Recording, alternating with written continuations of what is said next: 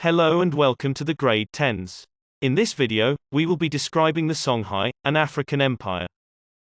Around 1600, there were many great changes taking place around the world. Europe started to rise in dominance whilst other empires in Asia and Africa began to lose theirs. The Songhai Empire in West Africa was a thriving center of trade, scientific discovery, arts and culture. From the 9th to the 16th centuries, there were three great kingdoms in West Africa.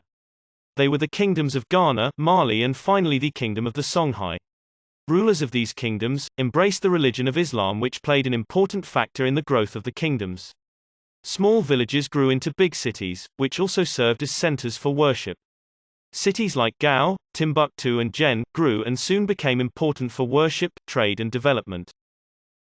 The Songhai Empire grew into dominance and power in the region of West Africa after the decline of the Mali Empire.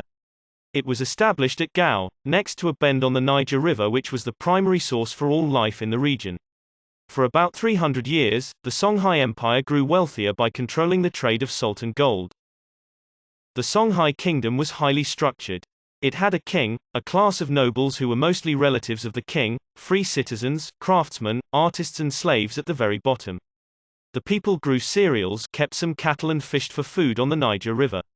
Because the Songhai was ideally located in the center of West Africa, it served as a crossroads through which many people passed.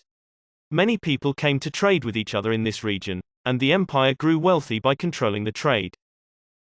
One of the greatest kings of the Songhai Empire was Sunni Ali. He used his armies to conquer more territory, which then became part of the Songhai Empire. He was a brilliant administrator and divided the empire into provinces.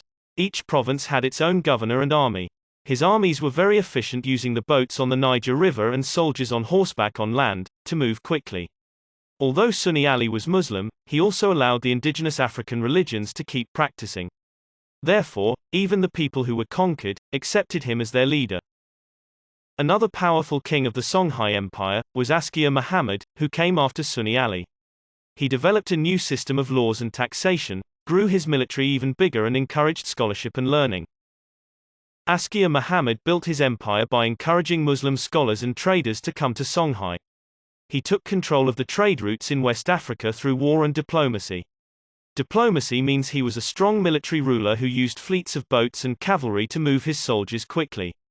After defeating a village, he did not allow for all the people to be massacred once they surrendered.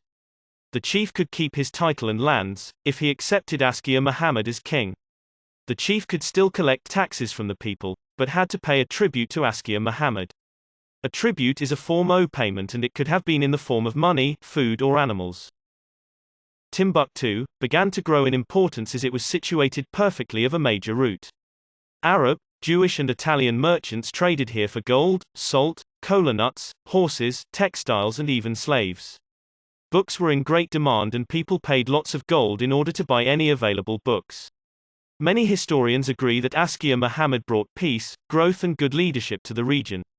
Besides the fact that both kings had a strong military, they are remembered for being great because of their leadership. They introduced new systems of government and laws, respected people of other religions and customs and made peace. Thank you for watching this video. Please remember to subscribe to the History Crew channel.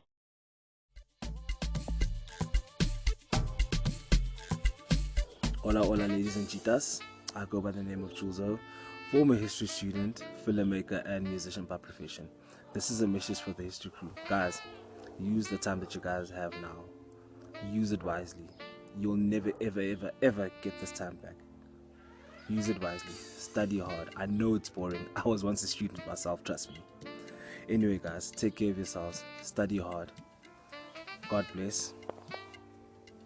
Enjoy the rest of the year.